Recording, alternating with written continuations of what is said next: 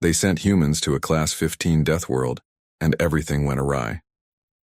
The meeting room on Galactic Station Prime buzzed with quiet conversation. 12 alien representatives sat around a crystal table that glowed with soft blue light. Each being looked different from the others. Some had scales, others had fur, and a few looked like walking trees. But they all shared one thing. They were tired of dealing with humans.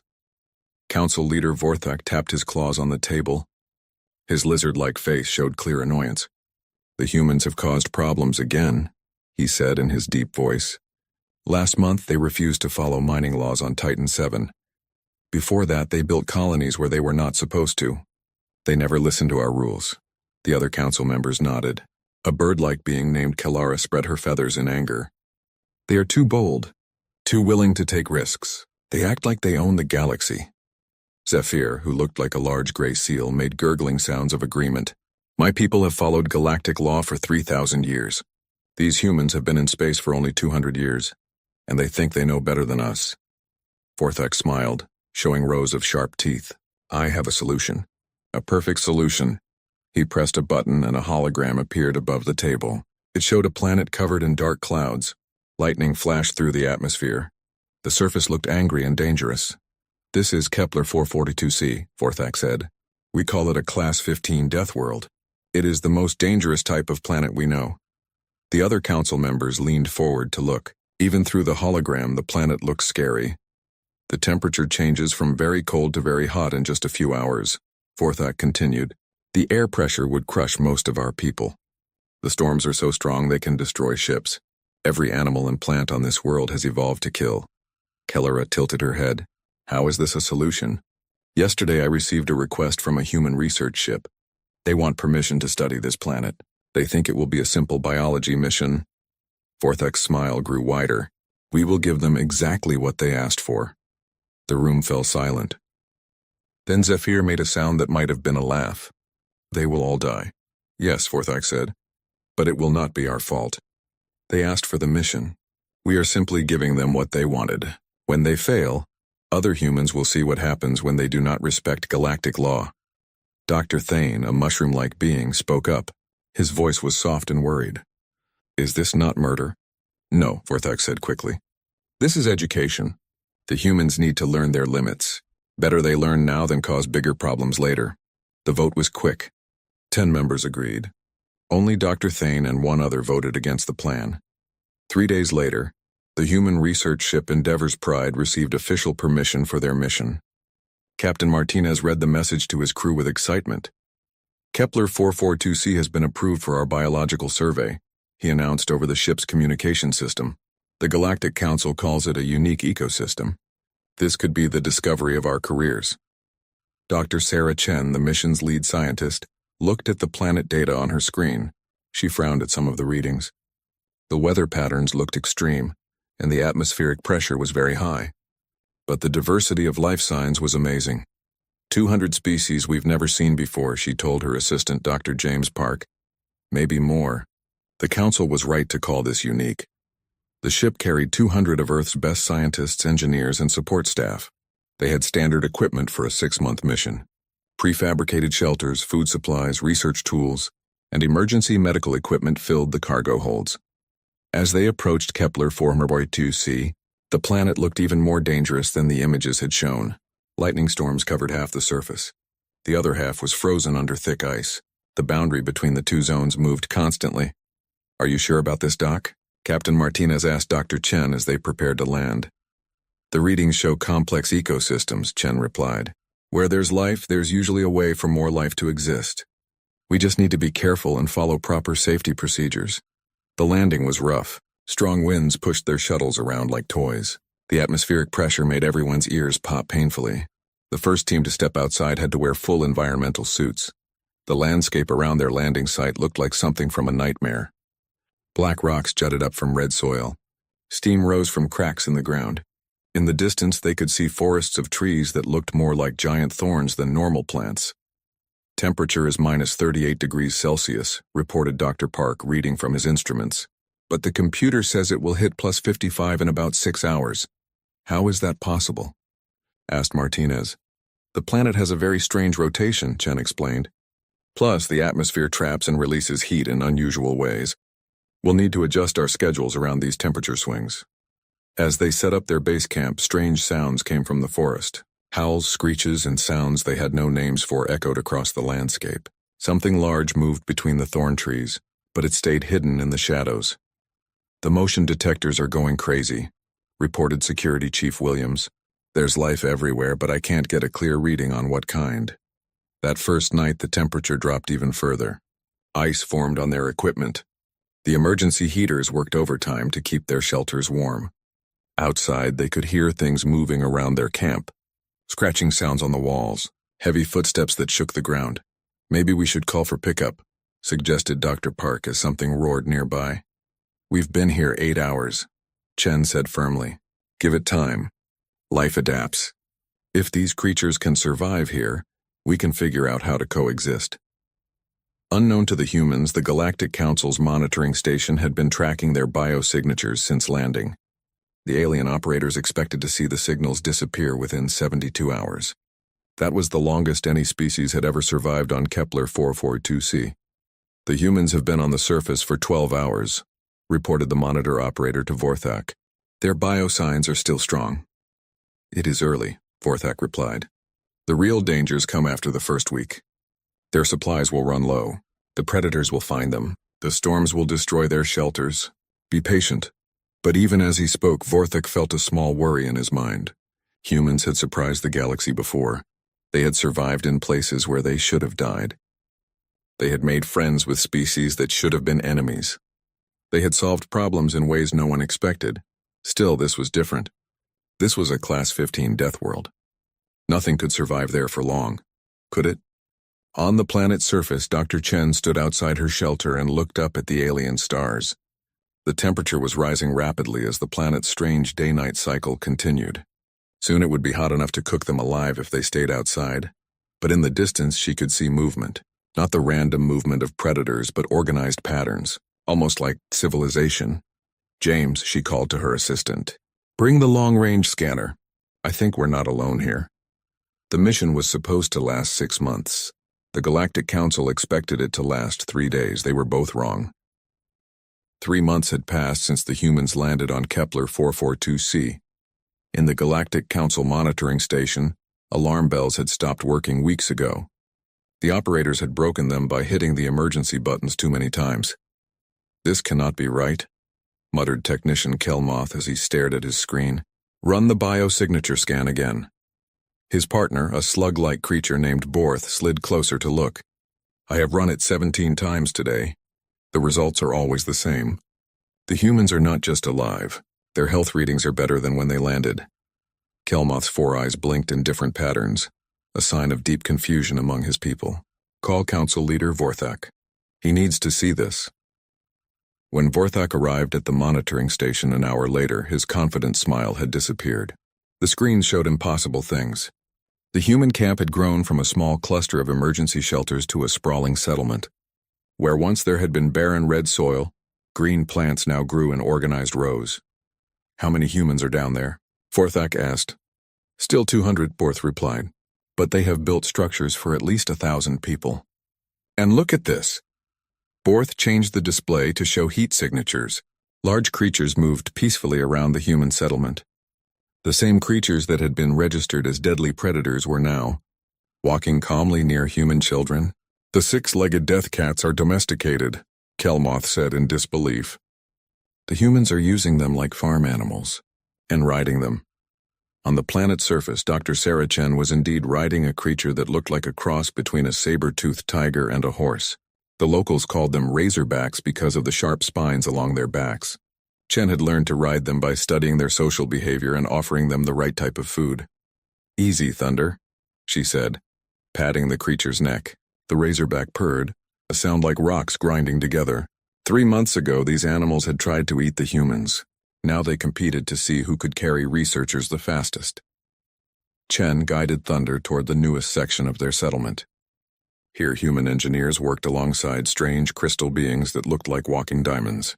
These beings had emerged from deep caves after the humans had been on the planet for 6 weeks.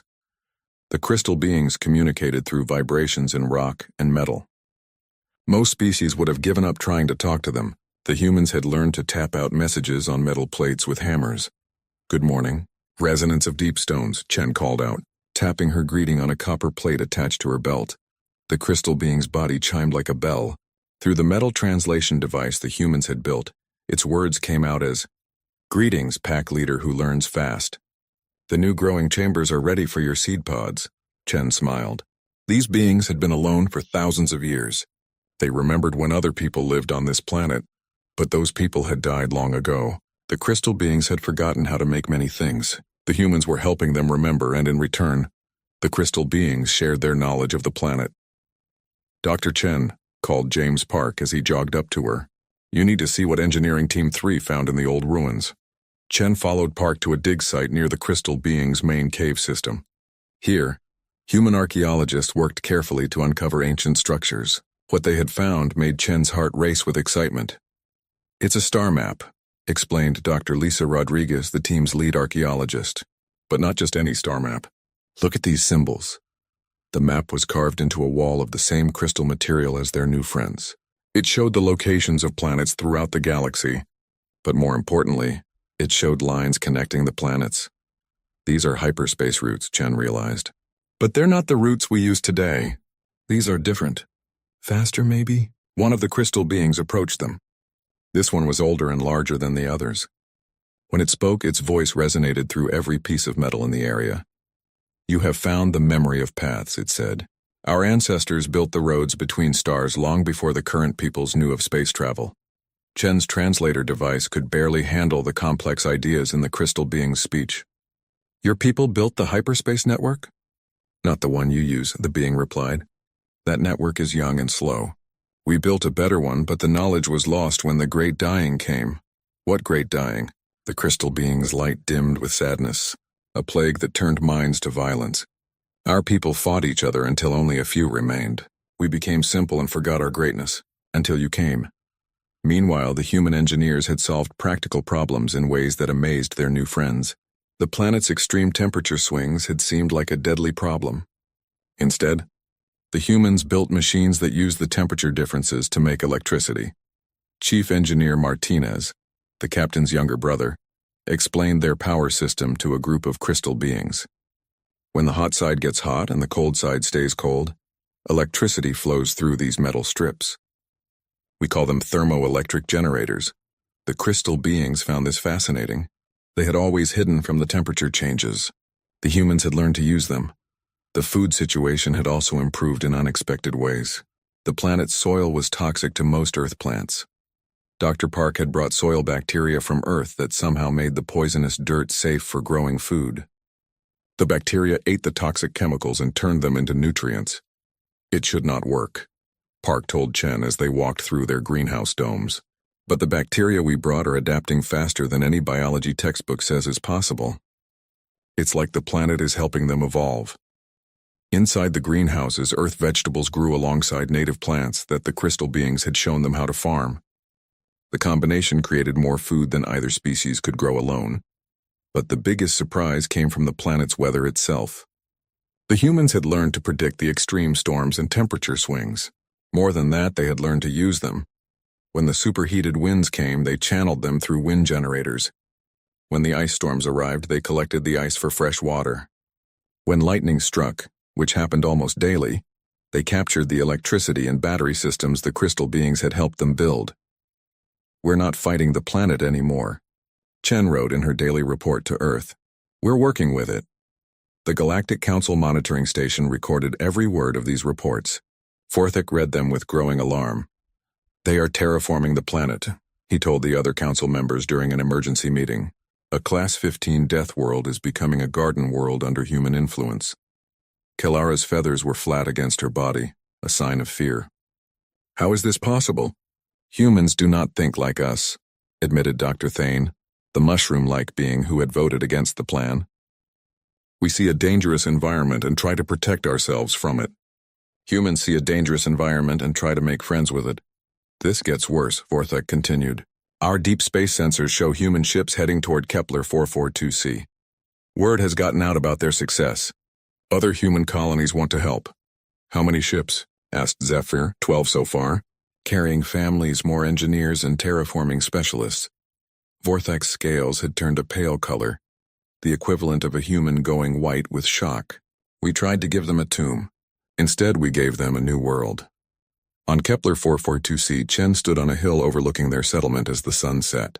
6 months ago, this had been lifeless rock. Now lights twinkled in dozens of buildings.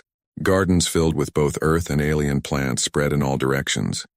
In the distance, herds of tamed razorbacks grazed peacefully. Thunder nudged her shoulder with his massive head. She scratched behind his ears, careful to avoid the razor spines. "You know what, Thunder?" she said to her mount. "I think we're going to like it here." The razorback purred his agreement. Above them, the first of the new human ships appeared as a bright star in the alien sky. Admiral Zethkar had commanded fleets for 40 years. He had seen wars, first contacts with new species, and the rise and fall of entire civilizations. Nothing in his experience had prepared him for the emergency briefing about Kepler 442c. "Repeat that," he said to the intelligence officer standing before his desk. Lieutenant Yathara, a nervous-looking being with tentacles instead of arms, shuffled through her data tablets. "Sir, the human settlement now has defensive capabilities that rank above most military bases. Their energy shields can stop meteor impacts. Their atmospheric processors are working so well that 3 different species have requested permission to build colonies there. On a Class 15 death world, sir, it is no longer classified as a death world. The Environmental Council changed it to Class 3 last week. They are talking about changing it to Class 2 next month." Zethkar's 4 hearts beat out of rhythm with stress. Class 2 worlds were garden paradises.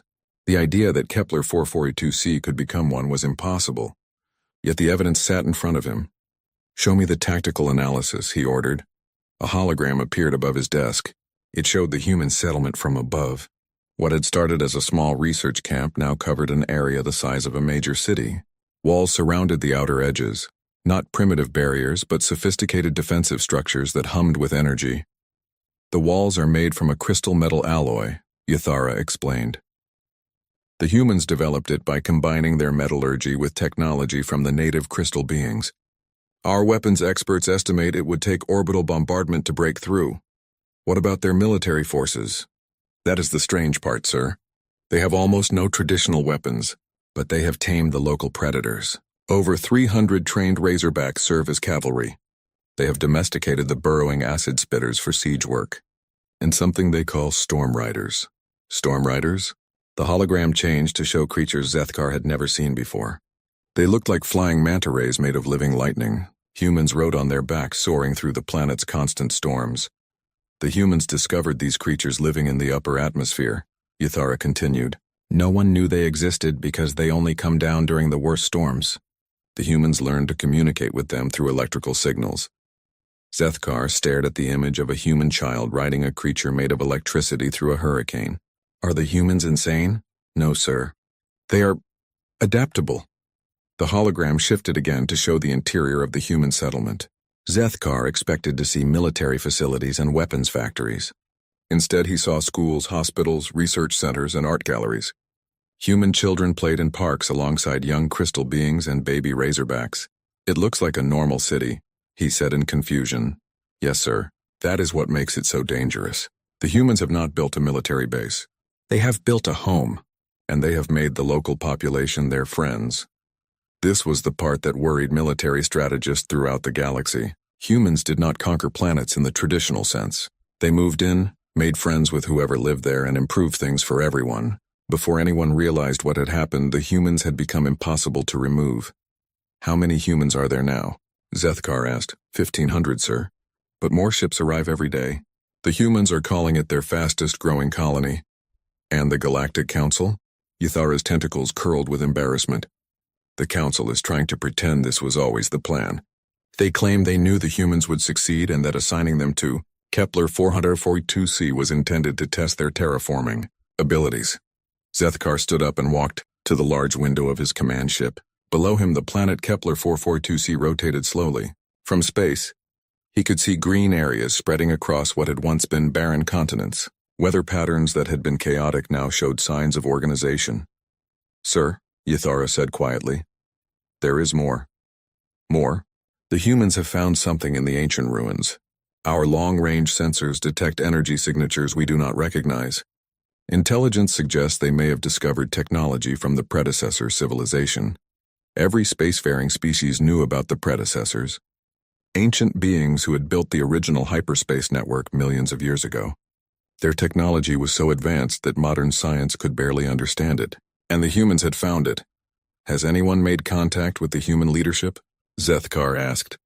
Ambassador Torres has requested a meeting with you, sir. He is already in the system. An hour later, Ambassador Carlos Torres sat across from Admiral Zethkar in the conference room of the command ship. Torres was a middle-aged human with graying hair and friendly eyes.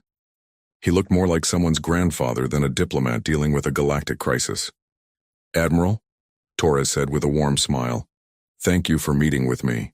I know this situation has caused concern. Ambassador, your people have turned a death world into a military stronghold in less than 4 months. Of course there is concern, Torres laughed. Military stronghold? Admiral, have you seen our settlement? We have 3 kindergartens, a community theater, and the best botanical gardens in this sector. If that is a military stronghold, we are doing it wrong. You have defensive walls that can stop fleet bombardment. We have walls that can stop the meteor showers that happen here twice a month. Torres corrected. The same technology protects us from space rocks and orbital weapons. Should we have built walls that only stop meteors? Zethkar found himself unsure how to answer. The human had a point. What about your tamed predators? The Admiral tried. You mean our livestock and pets? Torres pulled out a small device and showed Zethkar a video. It showed a human child riding a baby razorback while laughing with joy. My granddaughter loves her riding lessons. Much safer than the horses we have back on Earth. And the storm riders? Best weather monitoring system ever developed. They live in the storms, so they can predict weather changes days in advance. Very helpful for farming. For every military concern Zethkar raised, Torres had a peaceful explanation. The humans had not built a war machine. They had built a thriving community that happened to be extremely well defended. Admiral, Torres said seriously, I know the Council sent us to Kepler 442c hoping we would fail. We have the recorded communications to prove it. Zethkar's expression did not change, but inside he felt a chill. We are not angry about this, Torres continued.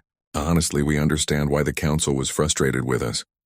Humans can be difficult to work with sometimes. We ask too many questions. We ignore rules that do not make sense. We make friends with people we probably should not. Then what do you want? We want to make this right.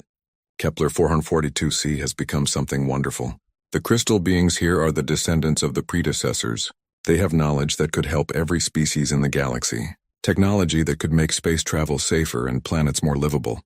Torres stood up and walked to the window. Below them, the planet looked green and peaceful. We want to share this with everyone, he said, but we want to do it the right way, with respect for the galactic community and proper oversight. What kind of oversight? Let the best scientists from every species come to study here. Let them learn from the crystal beings. Let them see how humans and aliens can work together. Let this planet become an example of cooperation instead of conquest. Zethkar thought about this offer. It sounded reasonable. Too reasonable. What is the catch, Ambassador? Torres smiled. No catch. Just one small request. We want the Galactic Council to be honest about what they tried to do. No more secret plans to get rid of species they do not like. No more death sentence disguised as scientific missions. And if the Council refuses, then we will be very disappointed, Torres said sadly, and probably stop following galactic law entirely. Not out of anger, you understand. Just because we cannot trust a government that tries to murder people it disagrees with. Admiral Zethkar realized he was looking at the end of the galactic order as he knew it. The humans had turned the Council's trap into their greatest victory. They had made friends with the most ancient species in the galaxy. They had discovered technology that made them impossible to defeat, and they were still being polite about it. I will deliver your message to the Council, he said finally. Thank you, Admiral, Torres replied.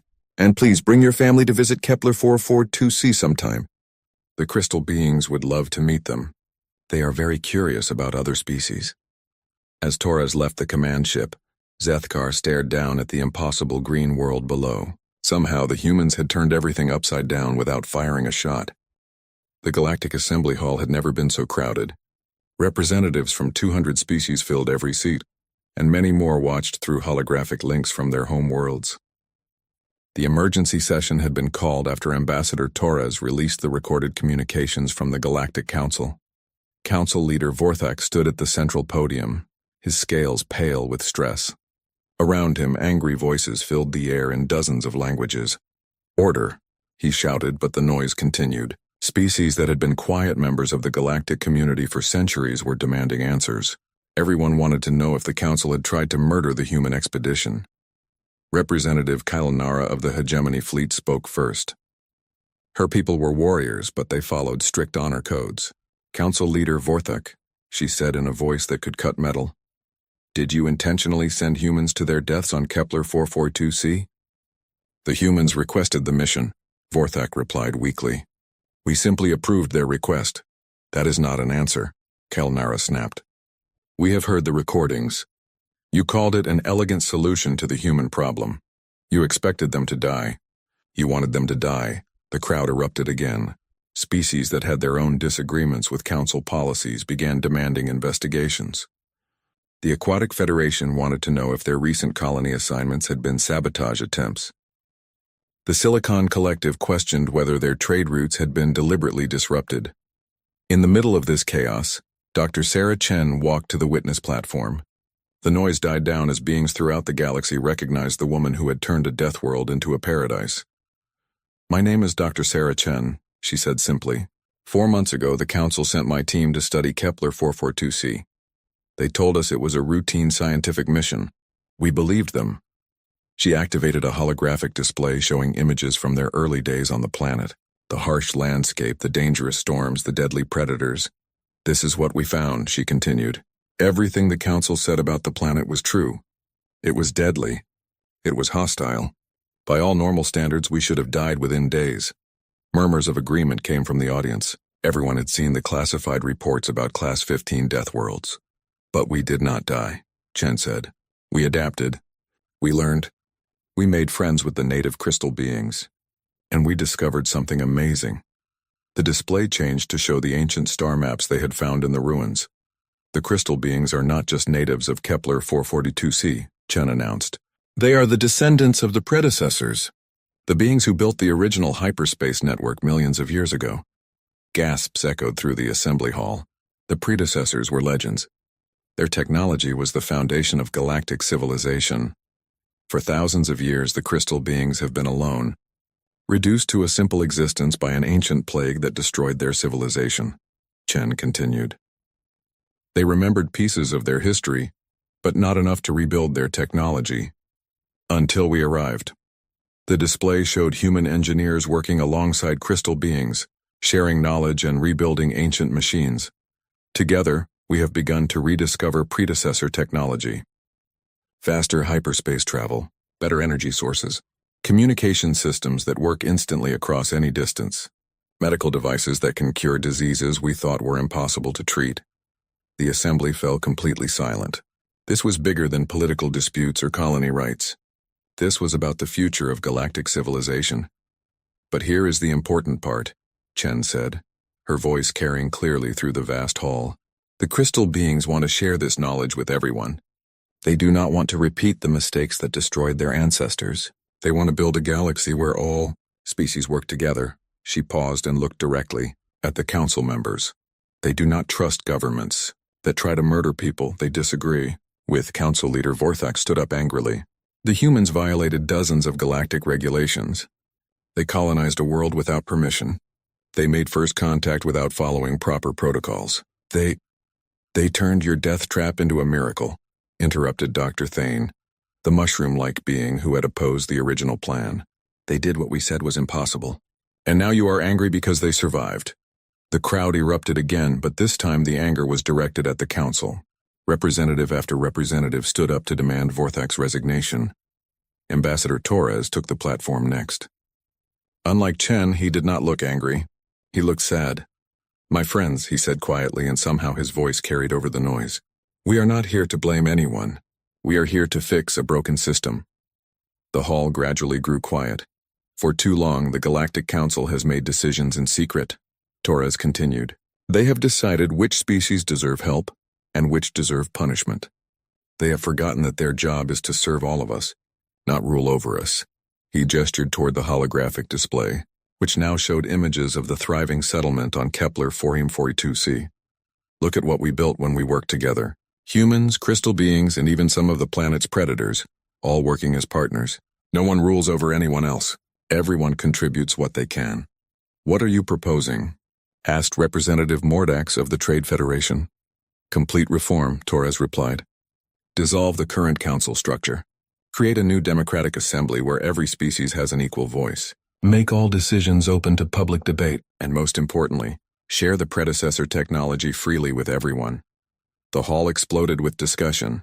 Some species were excited about the prospect of new technology. Others worried about losing the stability the council provided, even if that stability came with corruption.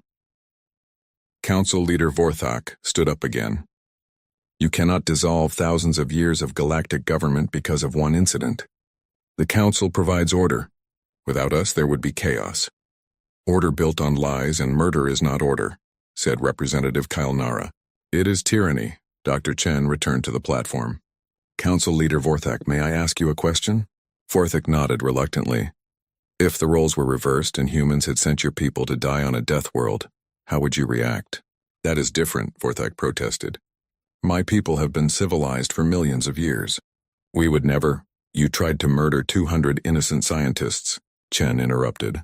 How is that civilized? The question hung in the air like a physical presence. Around the hall, representatives looked at each other with new understanding. The council had not just targeted humans. They had targeted anyone who did not fit their vision of proper galactic order. The crystal beings have lived for millions of years, Chen continued. They have seen civilizations rise and fall.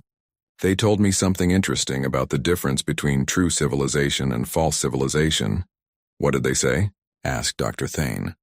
True civilization is when strong people protect weak people. False civilization is when strong people eliminate weak people and call it order. The vote was scheduled for the next day, but the outcome was already clear. Species after species announced their support for democratic reform. Even some of the council's traditional allies called for change. That evening, Chen stood on the observation deck of the human embassy ship, looking down at Kepler 442c. The planet glowed green and blue now, beautiful in a way no one had thought possible. Ambassador Torres joined her at the window. Nervous about tomorrow? He asked. Not really, Chen replied. The hard part is already done. We proved that cooperation works better than control. We proved that making friends is more powerful than making enemies. And if some species refuse to join the new democratic system, Chen smiled, then they can go their own way. But they will miss out on the most exciting time in galactic history. The crystal beings are eager to share technologies that will revolutionize everything. Faster travel, better communication, cleaner energy, advanced medicine. Who would want to miss that? Below them, lights twinkled across the surface of the former death world. Human settlements, crystal being cities and mixed communities where both species lived together. It was a model for what the galaxy could become. You know what the best part is? Chen said. What?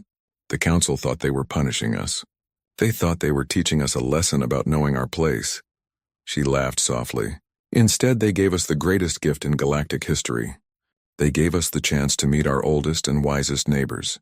The next morning, the Galactic Assembly voted. The motion to dissolve the current council and create a democratic government passed by an overwhelming margin. Only 12 species voted against it. Vorthak's species was one of them. 1 year after the humans first landed on Kepler 442c, the planet had become the most important world in known space. Ships from dozens of species arrived daily, bringing scientists, engineers, diplomats, and families eager to be part of the miracle. Dr. Sarah Chen stood in the center of what had once been called the Galactic Council Chambers. The building had been renamed the Democratic Assembly Hall, and the changes were obvious everywhere. The high platform where council members had looked down on everyone else had been removed. Instead, circular seating arranged all representatives at the same level. Dr. Chen, said Ambassador Torres as he approached her, are you ready for your first speech as the human representative? Chen adjusted her formal clothes nervously. A year ago, she had been a simple xenobiologist. Now she was speaking for humanity in the most important political body in the galaxy. "I never thought I would be standing here," she admitted. "None of us did," Torres replied. "But that is the point. The old system would never have allowed a field scientist to become a political leader. The new system recognizes that good ideas can come from anyone." The assembly session began with a remarkable sight. Former council leader Vorthak sat in the section reserved for observers. His species had eventually voted to join the new democratic system, but Vorthak himself had been stripped of all political power. He looked old and tired as he watched the proceedings. The first speaker was Resonance of Deepstones, the crystal being who had become the unofficial leader of his people. He moved to the speaking platform with flowing, musical steps. "Fellow beings of the galaxy," he said, his voice chiming through translation devices in dozens of languages. "1 year ago, my people were dying. We had forgotten our purpose and lost our way. The arrival of the humans reminded us who we used to be." The crystal being's body glowed brighter as he continued. "We were the builders of the first hyperspace network. We created technologies that connected worlds across impossible distances, but we became proud and foolish. We thought our power made us better than other species." Images appeared on the hall's displays, showing the ancient crystal civilization at its height.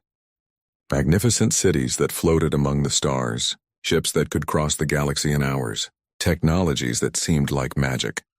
"A plague of violence destroyed us," Resonance of Deepstones continued. "Not a disease of the body, but a sickness of the mind. We began to believe that inferior species should serve us or be eliminated. This thinking poisoned our civilization until we destroyed ourselves." The images changed to show the aftermath. Ruined cities, empty worlds, and the few survivors reduced to primitive lives on isolated planets.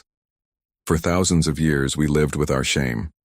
We promised ourselves we would never again claim to be superior to other species. We would remain simple and cause no more harm.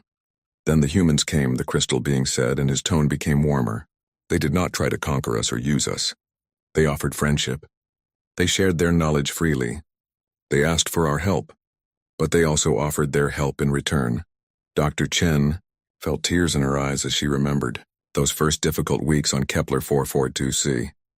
The moment when the crystal beings had emerged from their caves. The careful process of learning to communicate. The gradual building of trust. "The humans taught us that true strength comes from lifting others up, not pushing them down." Resonance of Deepstones continued. "They showed us that wisdom means sharing knowledge, not hoarding it." The crystal being gestured toward the human section of the assembly. "Today we offer our ancient technologies to all species, not as masters giving gifts to servants, but as friends sharing tools that will help everyone build better lives." The hall erupted in applause that lasted for several minutes. When it finally died down, Dr. Chen took her turn at the speaking platform. "Thank you, Resonance of Deepstones," she began. "A year ago, my team and I thought we were going on a simple research mission. We had no idea we were walking into a trap designed to kill us." Murmurs went through the audience. Everyone knew the story now, but hearing it from Chen herself still had power. "We also had no idea we were walking into the greatest opportunity in galactic history," she continued. "The chance to meet the predecessors. The chance to learn from the oldest civilization in the galaxy. The chance to help heal wounds that had festered for millennia." She looked directly at the section where former council members sat. The old council thought they were punishing us. They thought they were teaching humans our place in the galactic order, but they made a fundamental mistake. They assumed that survival was about being stronger than everything else.